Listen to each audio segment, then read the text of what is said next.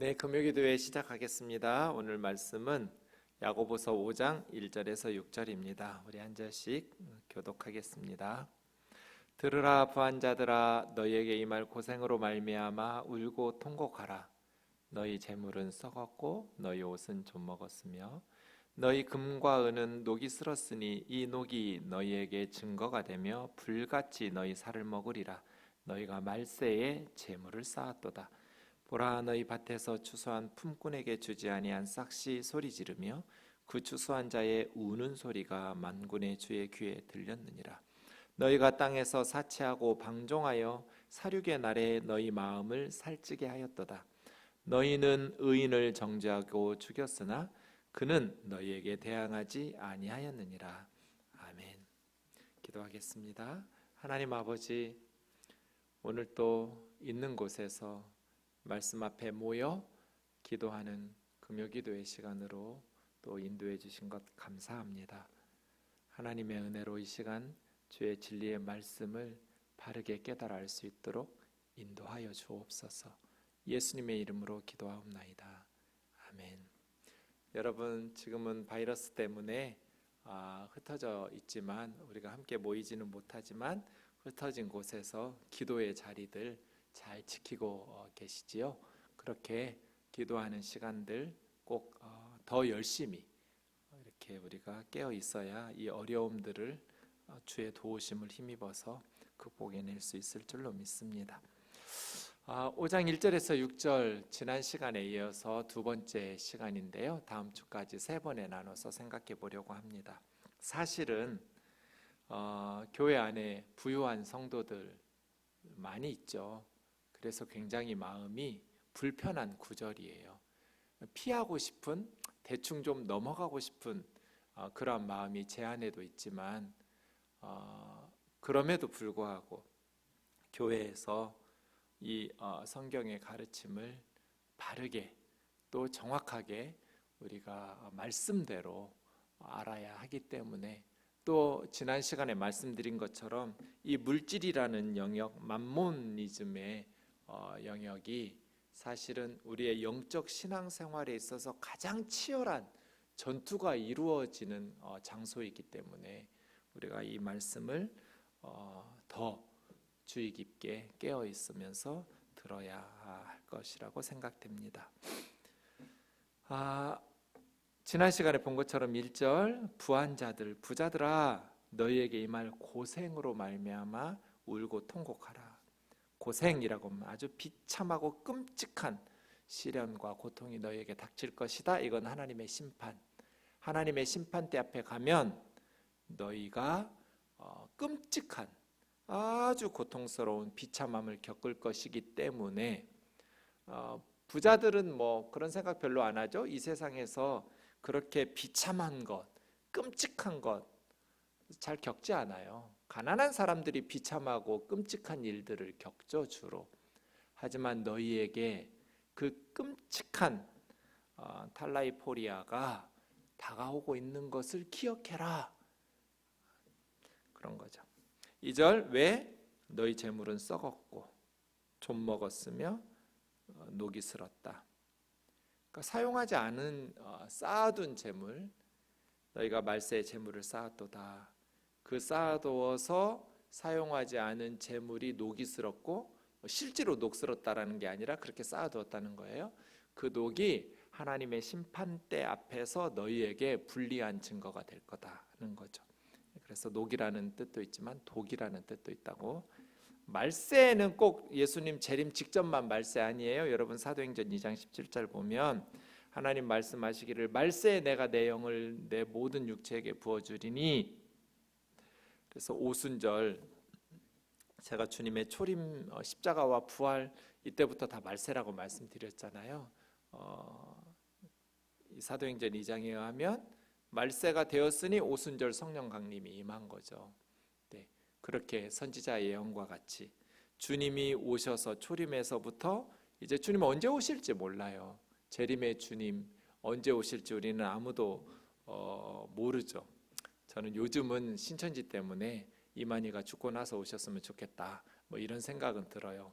왜냐하면 이만희가 죽기 전에 주님이 재림하시면 신천지 신도들은 다 이만희가 옳은 줄 알고 믿다가 지옥에 갈 테니까, 이만희가 죽고 나면 신천지는 결정적 타격을 입어서 많은 신천지 신도들이 빠져나올 거예요. 물론 이만희 죽은 후에도 또 다른 거짓말을 믿으면서 신천지에 남아있다가 지옥에 가는 불쌍한 영혼들도 있을 수 있지만, 신천지의 이만희는 다른 이단들과 달리 자기는 육체적으로 죽지 않고 영생불사한다고 거짓말했거든요. 지금 90이 다 됐으니까 이제 이만희가 죽고 나면 신천지에 있던 신도들은 많이 빠져나올 거거든요. 그래서 저는 그 영혼들을 주님이 긍휼히 여기셔서 이만희를 빨리 회개시키시든지 이만희를 빨리 죽이시든지 하셔가지고 그 후에 주님 재림하시면 좋겠다, 뭐 이런 생각은 드는데, 그건 뭐 우리 생각이고요. 주님이 언제 오실지 아무도 알 수 없지만 초림에서부터 그래서 말세예요. 그러니까 말세의 재물을 쌓았다라는 것은 재림 직전에 그 사람들 그 시대를 말하는 게 아니에요. 초대교회부터 말세에 너희가 재물을 쌓았도다인 거죠. 재물은 쌓죠. 그런데 쌓는데 성경에 보면 지난 시간에 말씀드린 것처럼 이 땅에 쌓는 사람이 있고 하늘에 쌓는 사람들이 있는 거죠. 우리의 보물은 지금 어디에 쌓이고 있어요? 이 세상에 적립되고 너무 주님을 위해서 써야 될 것들, 물론 우리를 위해서, 자녀들을 위해서 꼭 필요한, 뭐 그거 없이, 통장도 없이 적금도 하지 말고 다 믿음으로 산다, 그게 좋은 믿음 아니에요. 네, 통장이 있으면 안 된다, 적금하면 안 된다, 다 베풀고 믿음으로만 살아야 된다, 성경 그렇게 가르치지 않았어요.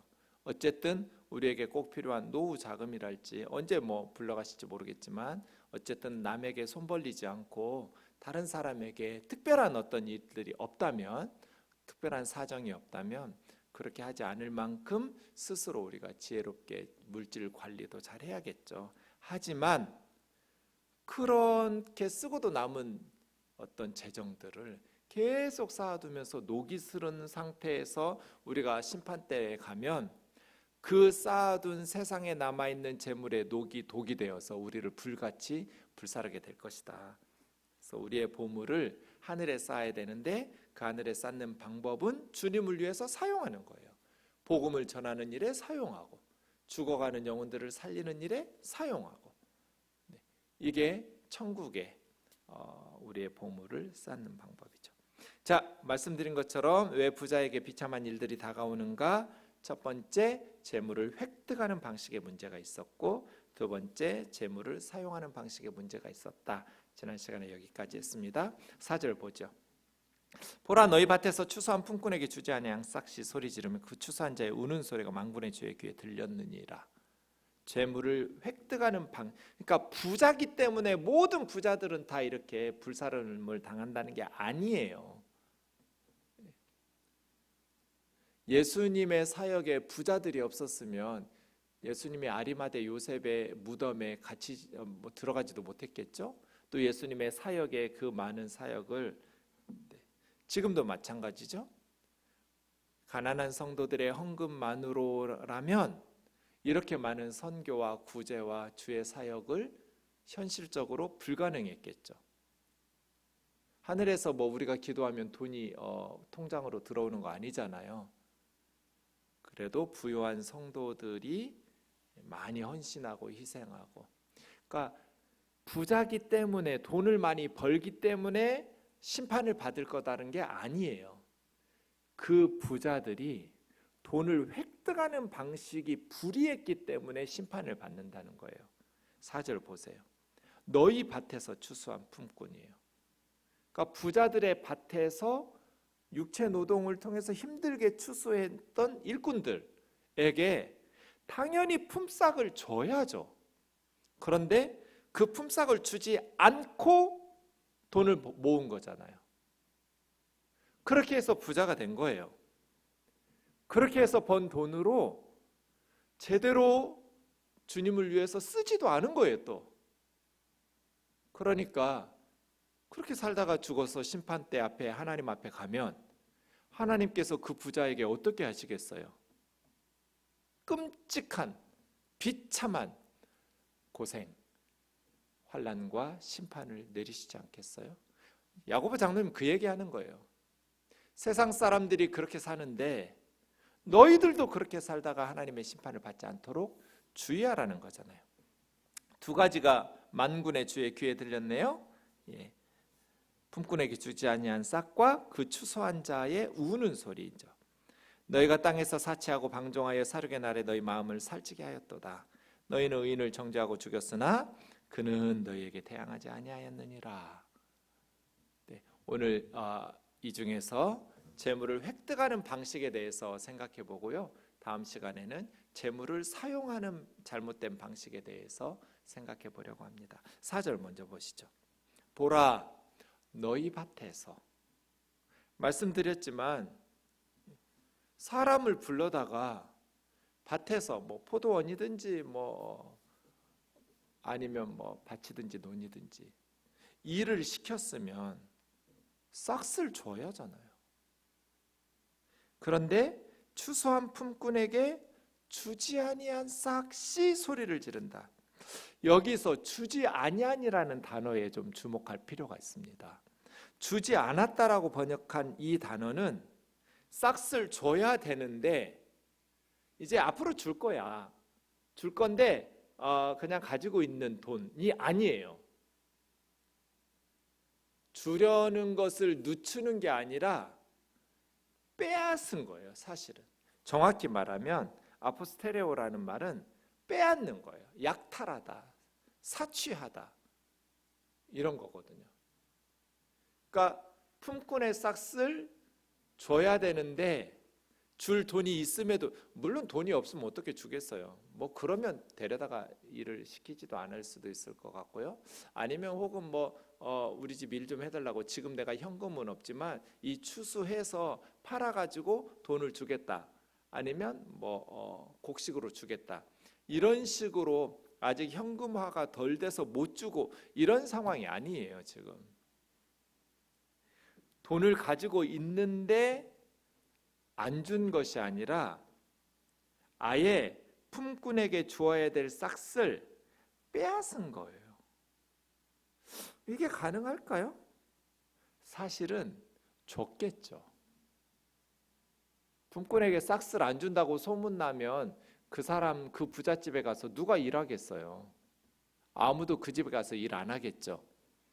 그런데 어쩔 수 없으니 가서 일은 하는데도 품꾼에게 싹을 빼앗았다. 이거는 아주 쥐꼬리만큼 준 거예요.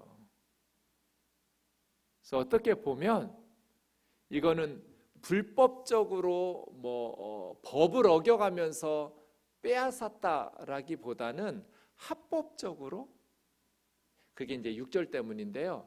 나가서 좀 설명 다음에 하겠습니다. 어쨌든 품꾼이 받아야 될 정당한 싹을 이 부자가 빼앗은 거예요. 자기가 사취한 거예요. 남의 것을.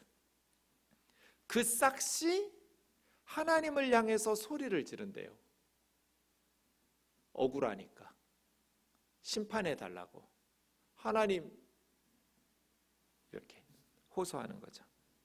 그리고 그 추수한 자의 우는 소리가, 그 추수하고도 죽으라고 일하면서도 입에 풀칠하기도 어려우니까 울었겠죠. 엉엉 우는 그 소리가 하나님 귀에 들렸는데 그 하나님은 만군의 주예요.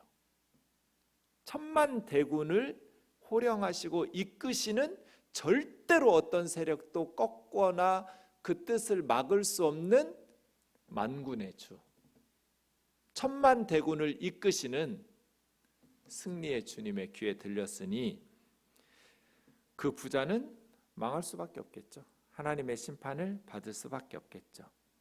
네. 이걸 모른 거예요. 부자가 뭘 몰랐어요? 하나님의 귀에 내가 빼앗은 싹과, 그래서 빼앗기고 그 가난 속에서 울부짖고 있는 사람들의 소리, 울부짖는 소리가 만군의 주의 귀에 들린다라는 것을 잊어버린 거예요. 이게 부자들의 문제예요. 왜요? 이 세상의 정신을 빼앗겨 버린 거죠. 재물을 쌓는 일에 정신을 빼앗겨서 지금 하나님의 귀에 내가 빼앗은 가난한 자들의 싹과 그들의 울부짖는 소리가 만군의 주님의 귀에 들리고 있다라는 사실을 잊어버린 거예요. 우리가 이 세상에 천년만년 살지 않잖아요. 주님 부르시면 가야잖아요. 하나님의 심판대 앞에 가고 만군의 주님 앞에 가야 되는데, 만군의 주님 앞에 갔을 때 어떤 심판 받겠어요? 어떤 판결을 받겠어요? 그래서 4절을 집중했어야 돼요. 하나님은 가난한 자들의 억울한 소리를 듣고 계셨다라는 것을 집중해서 깨우쳤더라면 부자들이 그렇게 안 살았겠죠. 외국에서 돈 벌겠다고 온 외국인 노동자들에게 임금 체불을 왜 해요? 돈, 재물 쌓는 일에 정신 팔린 거잖아요.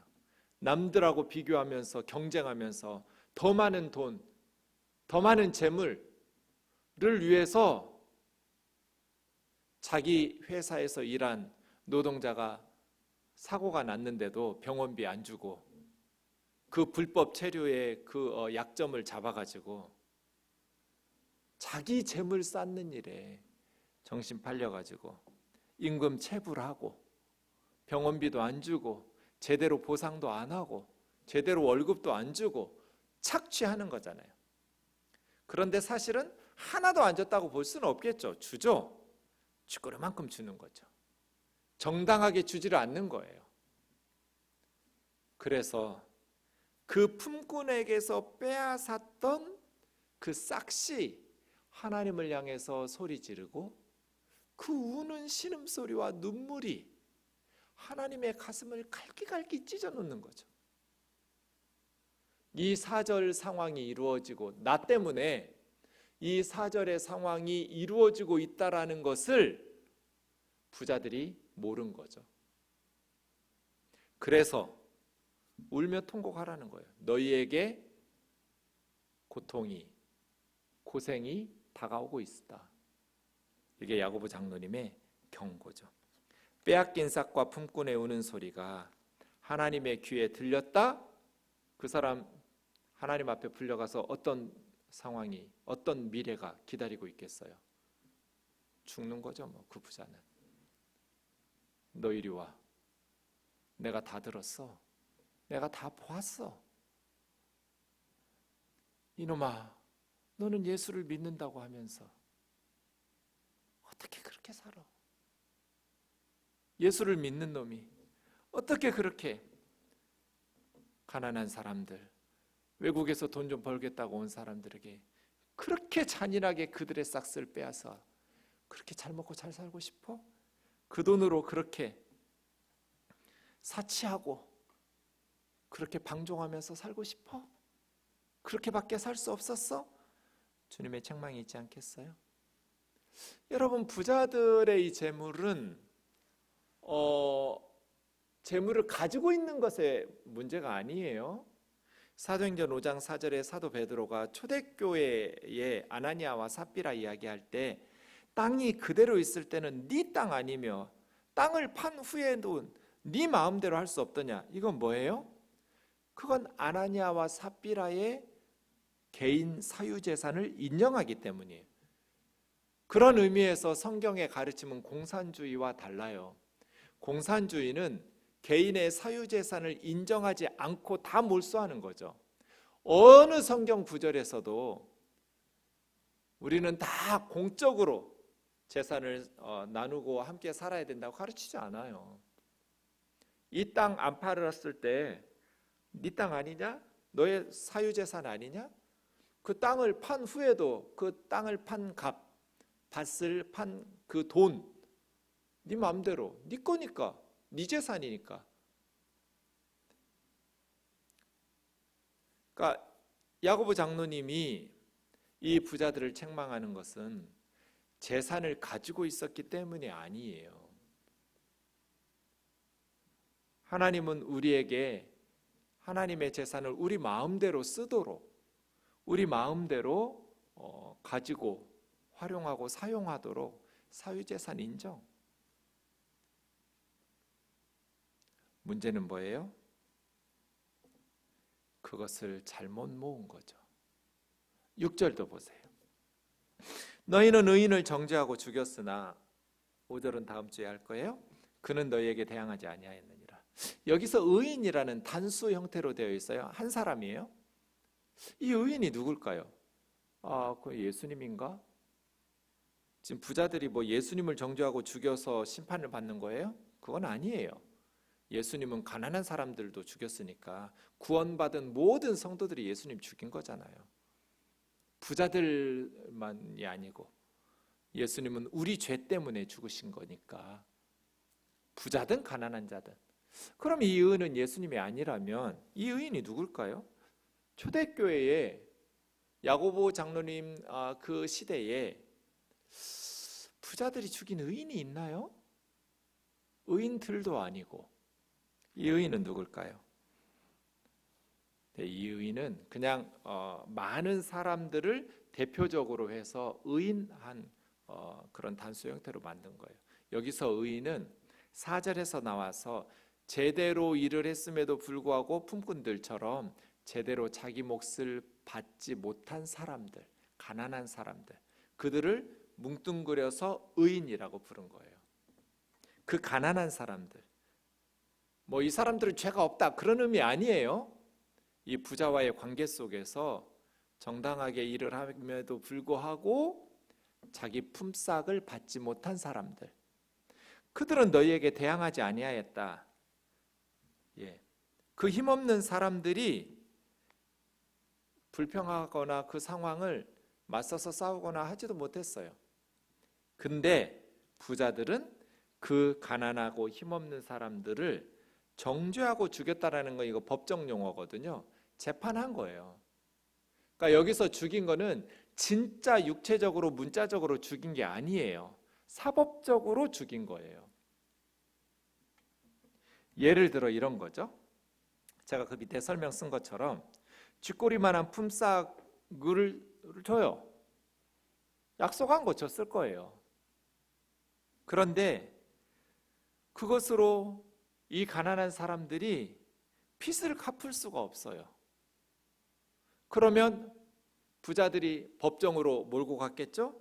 그래서 그 죄 없는 힘없고 가난한 사람들을 정죄하고 죽인 거는 사법적으로 죽인 거예요. 그 가난한 사람들에게서 법정에 데려가서 빚을 못 갚으니까, 빚을 갚을래도 돈이 있어야 갚죠. 품삯을 쥐꼬리만큼 주니까. 그리고 돈 좀 빌려주고 이자를 엄청 많이 받아버리니까. 그러니까 가난한 사람이 벗어날 수가 없잖아요.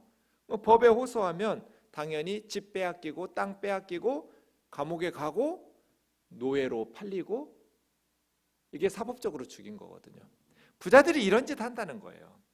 그래서 유대 문헌에 보면 생계수단을 빼앗는 것은 생명을 빼앗는 것이다. 이런 살인이에요. 죽인 거죠.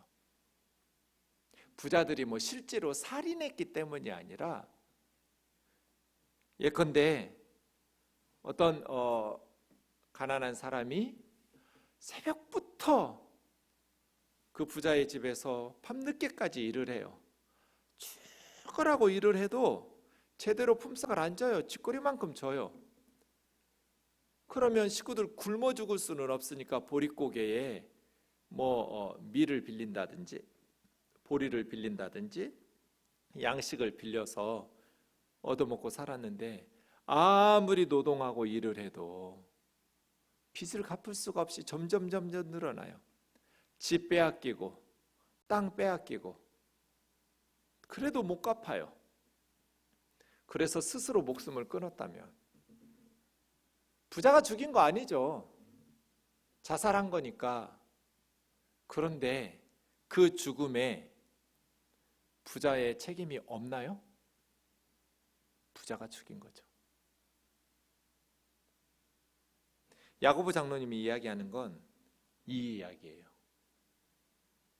그 힘없는 사람들은 법과 제도에 불평할 수가 없었어요. 법을 그렇게 만들어 놨으니까. 그게 너희에게 대항하지 아니하였느니라요. 대항할 수가 없죠.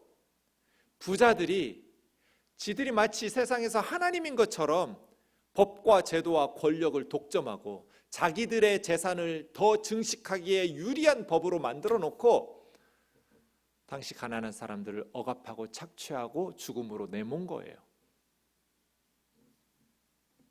그렇게 살다가 천국에 가면 하나님의 심판대 앞에서 재앙을 받지 않겠는가? 이사야 10장 1절에서 3절이요. 불의한 법령을 만들며 불의한 말을 기록하며 불의한 법을 만들어요. 이미 이사야 선지자 시대에 이스라엘에 하나님의 법이 있음에도 불구하고 모세 율법이 있음에도 불구하고 불의한 법령을 만들고 불의한 말을 헌법에다가 기록해요. 이 불의하게 어떤 식으로 불의해졌겠어요? 가난한 사람들, 물론 요즘은 노동자들이나 노조 중에 아주 악한 사람들이 있죠. 그래서 아예 그냥 기업을 부도내서 좋은 직업들이 없어지게 만드는, 회사의 기업을 운영하지 못하도록 회사에서 최선을 다해서 살려내려고 회사를 살려내고 직원들을 위해서 애쓰고 있음에도 불구하고 일은 안 하고 게으르고 자기의 권리만 찾아내면서 회사야 어쨌든지 뭐 망하든지 부도가 나든지 신경 안 쓰면서 자기들만을 신경 쓰는 노동자들, 악한 그러한 노동자들도 있죠. 그런 노조의 문제들도 심각해요. 여기서 말하는 건 야고보 장로님의 이야기는 그건 아니에요. 그래서 회사가 부도나서 정말 좋은 일자리들이 다 사라져버리게 만드는 그러한 어리석은 노동자들도 많이 있어요. 그것과 별개로 불의한 법령을 만들고 불의한 말을 기록했다라는 것은 여기서는 그런 법이 아니라 2000년 전에는 그런 뭐 노동조합이나 이런 게 없었을 테니까 부유한 자들, 권력을 가진 자들에게 유리한 방식으로 법을 이스라엘에서 불의하게 만든 거죠. 그래서 2절 가난한 자를 불공평하게, 사실은 법대로 판결을 내린 거죠. 그런데 법령 자체가 불의하게 하나님께서 모세에게 주셨던 대로가 아니라 자기들 이로운 대로 부자들이 변경시켰기 때문에 법대로 가면 가난한 자는 불공평하게 판결을 받을 수밖에 없고 가난한 내 백성의 권리를 박탈하며 법으로 합법적으로 가난한 하나님의 백성의 권리를 박탈하고 과부에게 토색하며, 이 토색 제가 써놨는데 토자가 때릴 토예요. 칠토. 때려서 색은 수색한다, 찾는다. 그러니까 가난한 사람들의 재물을 때려가지고 찾아내서 뺏어가는 거죠. 협박하고 과부들을 때려서 빼앗아가고, 이 토색이에요. 토색. 고아의 것을 약탈하는, 과부와 고아들은 보호해줄 남편과 부모가 없으니까 더 토색하기가 쉬웠겠죠. 약탈하기가 편했을 거예요. 이런 법을 만들어 놓고 그러면 3절 벌하시는 날, 멀리서 오는 환난의 때, 이거 하나님께서 벌하시는 날이겠죠. 만군의 주 하나님의 귀에 들린 거예요. 하나님께서 가만두지 않죠. 그 부자들을 벌하시고 환난으로 치실 때 너희는 누구에게 도망하여 도움을 구하며 너희의 영화를 어디에 두려느냐? 아무데도 둘 수가 없어요. 누구에게도 도움을 요청할 수가 없어요. 하나님께서 벌하시고 하나님께서 환난으로 치시니까.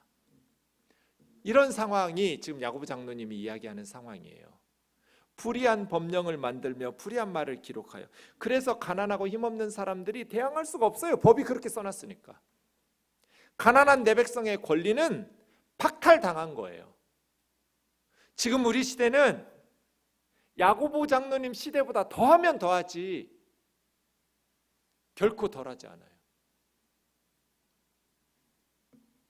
예를 들어서 신명기 23장 이런 구절들은 수도 없이 많아요. 내가 형제에게 구워주거든 가난한 형제 자매에게는 이자를 받지 마라.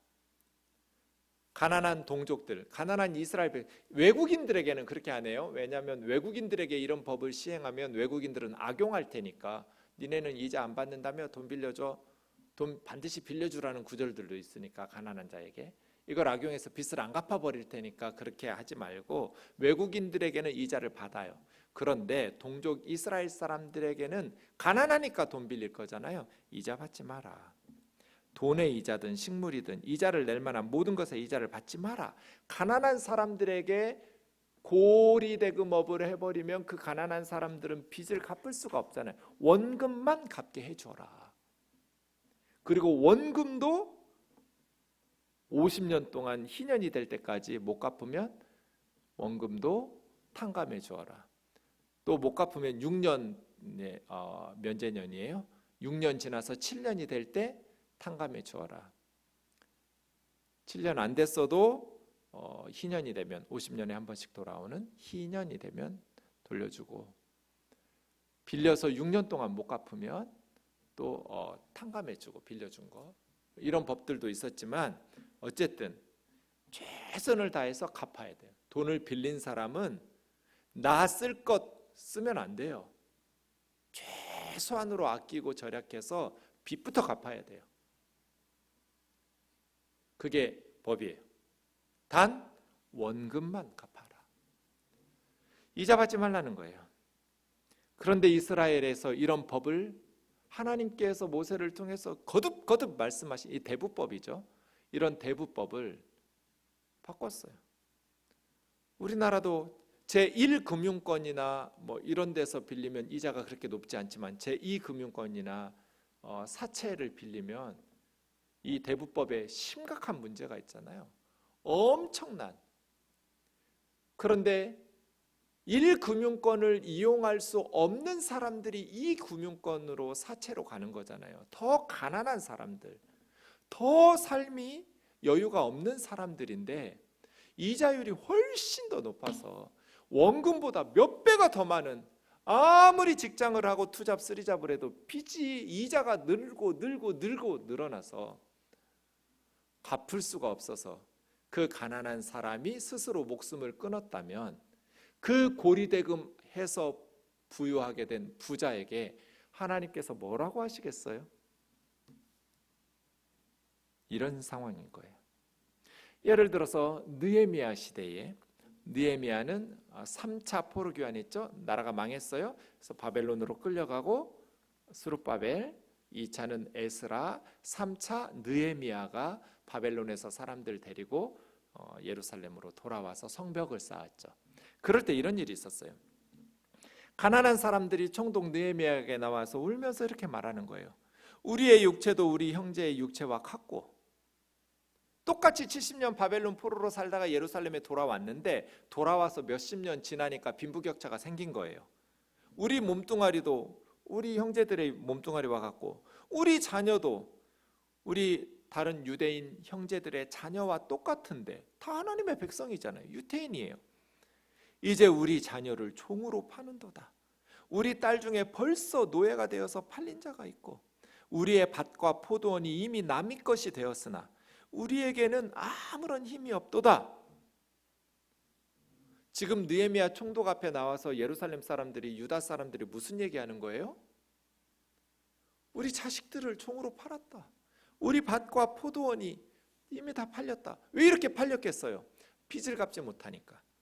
6절, 내가 백성의 부르짖음과 이런 말을 듣고 크게 노하였으나. 느헤미야가 너무너무 분노했어요. 그런데 바로 행동에 취하지 않고 깊이 생각하고, 귀족들과 민장들, 이 사람들이 이제 부자들이죠. 귀족들과 백성의 리더들을 꾸짖으면서 너희가 각기 형제에게 높은 이자를 취하는도다. 원래는 이자를 받지 마라. 이게 레위기법이고 신명기법이에요. 형제들에게, 외국인 아니잖아요. 너희 형제들에게 이자 받지 마라. 가난한 사람들에게 빌려주고 그들이 원금 갚게 하면 같이 더불어 함께 잘 살 수 있도록, 가정들을 세우도록, 일으켜 서도록, 중산층이 많아지도록, 회복되도록, 이것이 부자들의 역할인데 그 중산층을 없애요. 빈민을 만들어버려요. 왜? 높은 이자를 취하니까. 그래서 느헤미야가 너무너무 분노하면서 총독이 대회를 열고 큰 모임을 열은 거예요. 백성들 다 불러 모으고 귀족들과 민장들을 꾸짖었어요. 부자들을 꾸짖은 거예요. 이건 목숨 걸고 하는 개혁이에요. 그래서 느헤미야의 개혁이라고 그래요. 가난한 사람들에게 야, 법대로 했잖아. 뭐가 문제야? 니들이 더 열심히 노력해야지, 더 열심히 일해야지. 보통 이렇게 하거든요. 그런데 느헤미야는 그렇게 하지 않았어요. 문제의 핵심을 파악했어요. 법을 그렇게 바꿔놓고 잘못 관행적으로 만들어진 것이 잘못됐다라는 것을 깨달았어요. 그래서 귀족들과 민장들을 꾸짖었어요. 위험한 일이죠. 리더가 하기 쉽지 않아요. 8절 그들에게 이르기를 우리는 이방인의 손에 팔린 우리 형제 유다 사람들을 힘을 다해서 도로 찾아왔는데 뭐 이방인들이 그냥 주나요? 돈 줘야 주죠. 그래서 이방인들에게 팔려있는 유대인들을 다시 회복시키기 위해서 돈들을 값을 지불하면서 도로 찾아왔는데 너희는 너희 형제를 팔고자 하느냐? 더구나 우리 손에 팔리게 하겠느냐? 빚을 못 갚으니까 이제 팔아먹잖아요. 그 자유인들, 소장농들을 이방인들에 팔아먹고 자기들끼리 종으로 팔아먹고 벌써 딸들을 노예로 팔리고 이렇게 사니까 울면서 총독에게 나온 거예요. 느헤미야가 이렇게 꾸짖음에 그들이 잠잠하여 말이 없기로 내가 또 이르기를 너희 소행이 좋지 못하다. 우리 대적 이방 사람들의 비방을 생각하고 우리 하나님을 경외하는 가운데 행할 것이 아니냐. 나와 내 형제와 종자들도 역시 돈과 양식을 백성에게 구워 주었거니와 우리가 이자 받기를 그치자. 느헤미야는 받은 적이 없어요. 그런데 우리가라고 말해요. 나도 돈 빌려줬으니까 여러 가난한 사람들에게 우리가 하면서 이자 받지 말자. 가난한 우리 동족들에게 이자 받지 말자. 성경대로 하자. 불의한 법령을 다시 신명기법으로 레위기법으로 바꾸자. 그런즉 너희는 그들에게 오늘이라도 밭과 포도원과 감람원과 집을 돌려주자. 그리고 너희가 구워준 돈이나 양식이나 새 포도주나 기름의 100분의 1을 돌려보내라. 이것은 빚을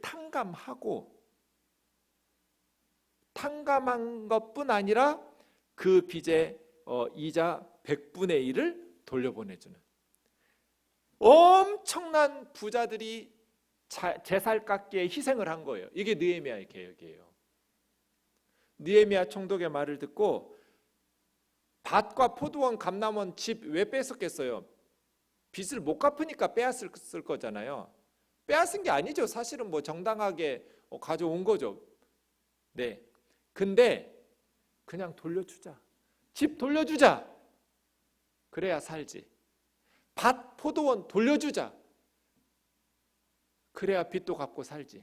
근데 더 이상 빚도 받지 말고 구워준 돈 다시 다 돌려주고 양식, 포도주, 기름의 100분의 1을 더해서 주자. 지금 아무것도 없어.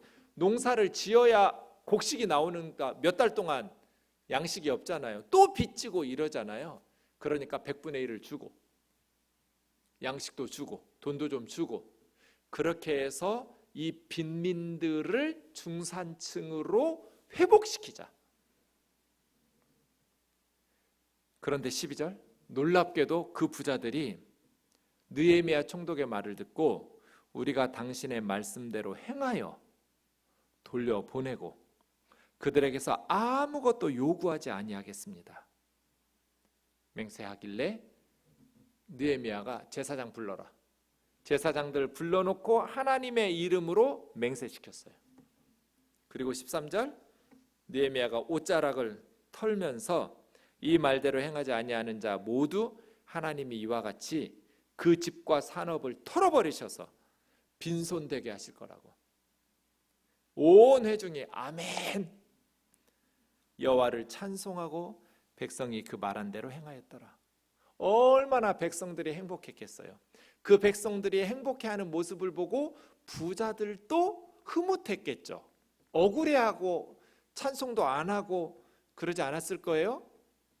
나 혼자 그렇게 살면 또 다른 부자의 경쟁에 뒤밀려서 내 사업이 망하고 뭐 그런 두려움이 있겠지만 모두가 함께 했잖아요. 개혁이 이래서 좋아요. 법과 제도와 시스템을 바꾸는 것, 한 개인의 선행을 의지해서가 아니라 전체 예루살렘 유다 전체가 다 새로운 법, 그 새로운 법은 사실은 옛날 하나님의 법 제대로 된 거예요. 불의한 법령을 만들어서 가난한 하나님의 백성의 권리를 박탈했던 불의한 법을 없애고 의로운 법으로 모든 백성들이 회복되니까 하나님을 찬송하고 백성들이 너무너무 행복하게 느헤미야의 회복이 일어난 거죠.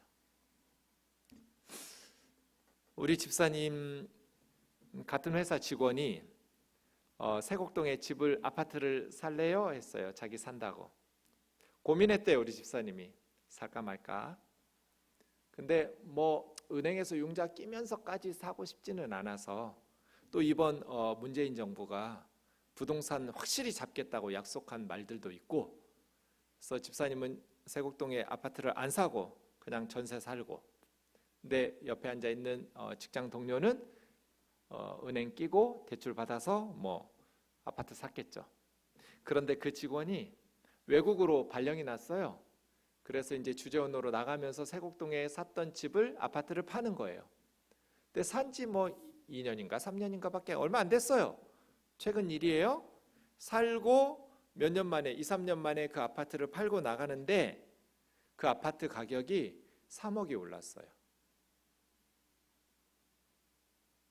여러분, 직장인이 매달 100만 원씩 저축하기 어렵죠? 쉽지 않을 거예요. 100만 원씩 매달 저축할 때 25년, 30년 평생 직장 생활해야 3억 모아요. 그렇지 않아요? 무슨 일을 해서 2, 3년 만에 3억을 벌어요? 못 모아요, 저축해서. 그런데 그 직장 동료 아무 불법 저지르지 않았어요. 뭐 탈세한 것도 아니에요. 이게 부동산 투기예요. 이런 법을 만들어 놓고 모든 소득은요, 내가 수고한 만큼 얻지를 못하면 누군가가 수고한 사람이 자기 몫을 빼앗기는 거예요. 그 집값이 오르면 그 집을 앞으로 사야 될 우리 다음 세대, 우리 자식들은 그만큼 자기가 수고하면서도 그 작은 집, 아파트 하나 사기 위해서 그만큼 많은 착취를 당한 거예요, 우리 다음 세대들이. 그래서 부동산 문제가 심각한 거예요. 그래서 부동산 투기가 악하고 나쁜 거예요. 그렇게 해서 우리 젊은 아이들이 지금 20대, 30대의 사망률 1위는 자살이에요. 지금 현재 우리 젊은이들이 가장 많이 죽는 원인이 암이 아니에요. 교통사고가 아니에요. 자살이에요. 청년들이 왜 스스로 목숨을 끊겠어요? 희망이 없으니까, 미래가 없으니까. 요즘 젊은 애들이 우리들보다 더 심약해요? 더 뭐가 모자라요? 아니요. 청년들을 나약하다고 손가락질하기 전에 기성세대인 우리들이 만들어낸 세상 좀 눈뜨고 보세요. 부모 세대들은, 할머니 할아버지 세대인 저와 여러분이 만들어놓은 이 세상이 우리 아이들이 살 수 있는 세상인가? 결혼할 수 있는 세상이고 아이를 출산할 수 있는 세상이고, 특히 우리 여성들이 직장에서 아이 낳고 출산하고 제대로 직장 생활할 수 있는 환경인가? 그러면서 우리 아이들의 생명에 대해서, 그 죽음에 대해서 우리가 죄가 없다고 말할 수 있나요? 너희가 죽였다. 6절에 죽인 거는 진짜 죽여서 죽인 게 아니에요. 부자들이 진짜 가난한 사람 죽이지 않았어요.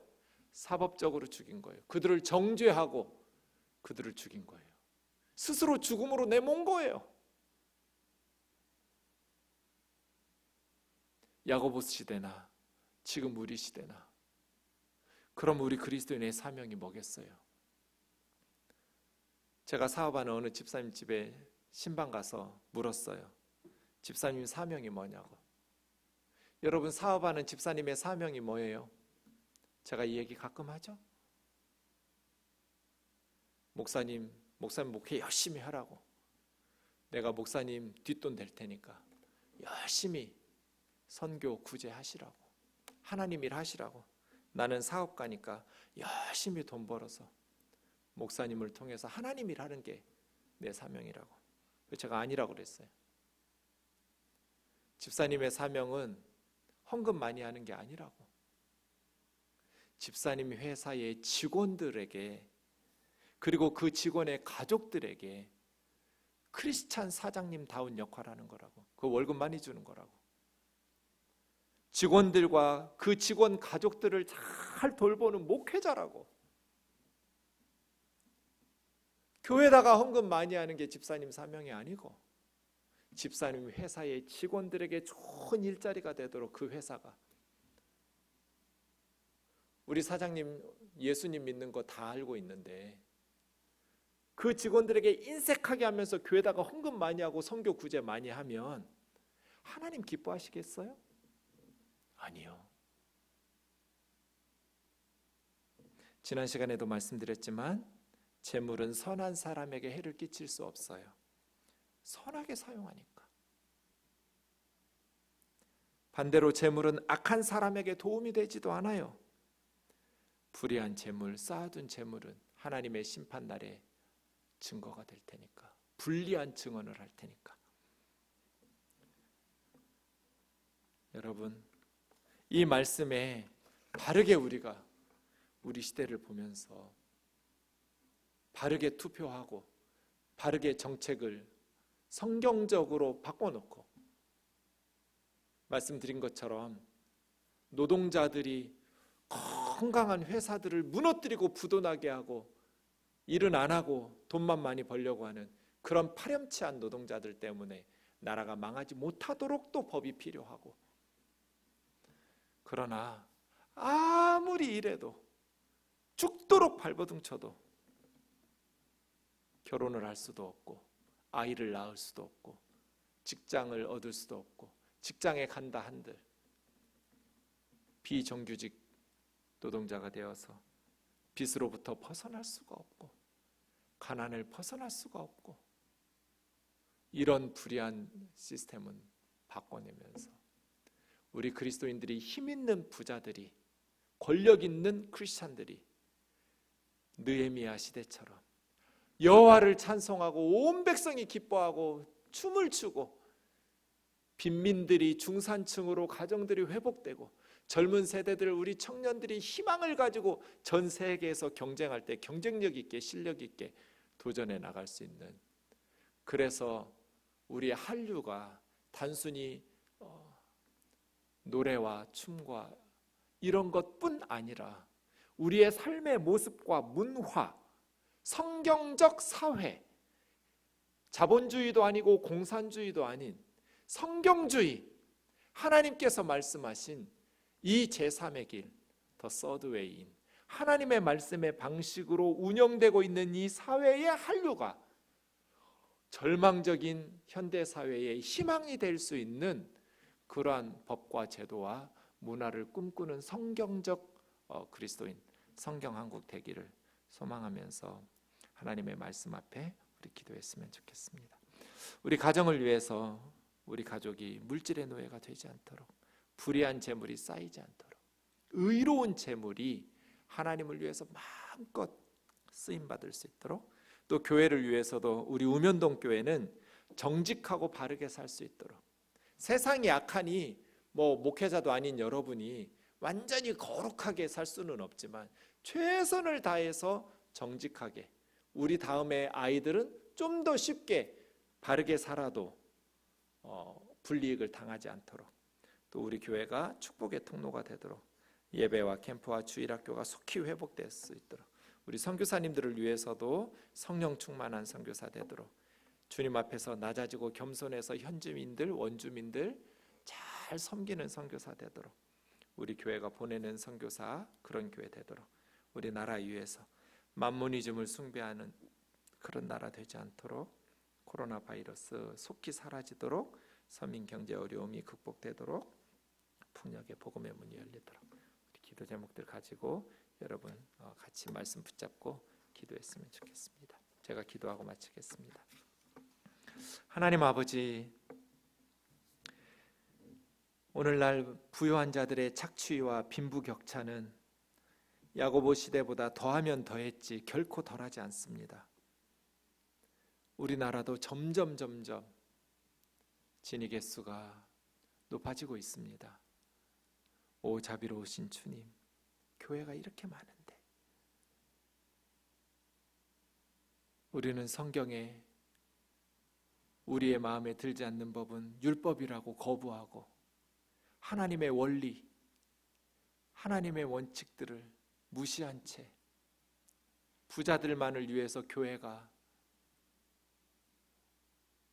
봉사하고 기여하면서 가난한 내 백성의 권리가 박탈당하고 불의한 법령으로 다음 세대들이 목숨을 끊어가고 이렇게 엄청나게 자살공화국이라는 오명을 뒤집어 쓰고 있음에도 불구하고 교회에 전하는 메시지는, 교회에서 이야기하는 설교들은 가난한 자들의 권리와 불의한 법령과 제도에 대해서는 이런 반구도 없이 오직 부유한 성도들의 눈치 보면서 그들이 교회를 떠나고 교회 재정이 어려워질까 봐 염려하면서 하나님의 말씀을 바르게 전하지 못하고 부자들로 하여금 행복한 부자, 느헤미야 시대와 같은 부자, 정말 하나님 나라에 쌓일 것들이 많이 쌓여지는 부자로 만들어내지 못하고 있는 우리의 어리석음과 우리의 믿음 없음을 용서하여 주옵소서.